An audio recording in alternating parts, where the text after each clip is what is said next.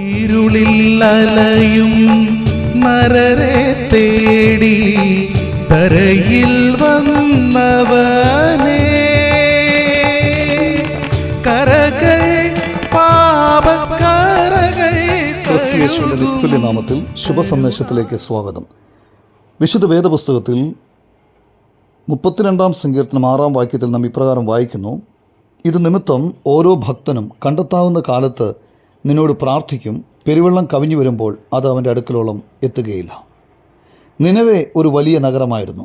നഗരത്തിൻ്റെ ദുഷ്ടത ദൈവം കണ്ടപ്പോൾ അതിനെ നശിപ്പിക്കാൻ തീരുമാനിച്ചു. ഒരു വ്യക്തി എത്ര ദുഷ്ടനാണെങ്കിലും എത്ര വലിയ പാപിയാണെങ്കിലും കർത്താവ് അവന് പശ്ചാത്തപിക്കാൻ എപ്പോഴും അവസരം നൽകുന്നു. ഇനി 40 ദിവസം കഴിഞ്ഞാൽ നിനവെ ഉന്മൂലമാകും എന്ന് ദൈവം തൻ്റെ പ്രവാചകനായിരുന്ന യോനയിലൂടെ അവരെ അറിയിച്ചു. എന്നാൽ നിനവേക്കാർ ദൈവത്തിൽ വിശ്വസിച്ച് ഒരു ഉപവാസം പരസ്യം ചെയ്തു. വലിയവരും ചെറിയവരും ഒരുപോലെ രട്ടുടുത്ത് വെണ്ണീറിൽ ഇരുന്ന് ഓരോരുത്തൻ താന്താൻ്റെ ദുർമാർഗവും താന്താൻ്റെ കൈക്കുള്ള സാഹസവും വിട്ട് മനം തിരിഞ്ഞു. അതുകൊണ്ട് ദൈവം അവർക്ക് വരുത്തുമെന്ന് അരുളി ചെയ്തിരുന്ന അനർത്ഥം വരുത്തിയില്ല. കർത്താവിൻ്റെ നാമം വിളിച്ചപേക്ഷിക്കുന്നവൻ രക്ഷിക്കപ്പെടും എന്നതാണ് ദൈവത്തിൻ്റെ വചനം പറയുന്നത്.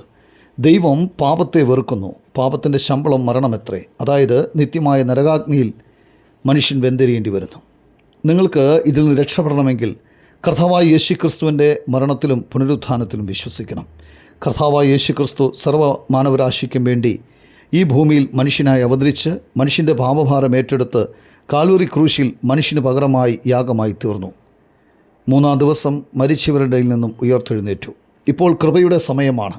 മനുഷ്യൻ ജീവനോടിരിക്കുമ്പോൾ മാത്രമേ മാനസാന്തരപ്പെടാൻ കഴിയൂ. കർത്താവിനെ സ്വീകരിക്കാൻ ആയുസ്സുള്ളപ്പോൾ അവനെ സ്വീകരിക്കുക. മാനസാന്തരപ്പെടാൻ ഒരു സമയമുണ്ട്. ആ സമയം ഇപ്പോഴാണ്. മാനസാന്തരപ്പെട്ട് സുവിശേഷത്തിൽ വിശ്വസിക്കുക. ദൈവം അതിനായി നിങ്ങളെ സഹായിക്കട്ടെ.